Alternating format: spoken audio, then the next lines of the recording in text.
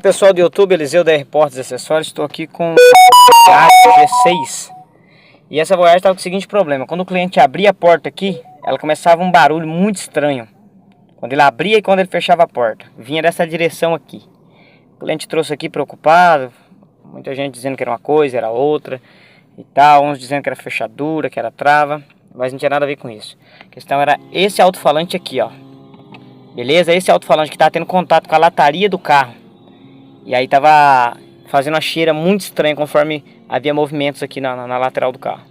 Eu só tirei aqui, essa peça que é só encaixar, você desencaixa ela aqui. E coloquei uma proteçãozinha por trás do alto-falante aqui. Coloquei uma napazinha, encaixei ele de volta, beleza? Para ele não encostar mais na lataria e acabou o problema. Beleza? Gostou do vídeo? Deixa o like, se inscreva no canal e compartilha.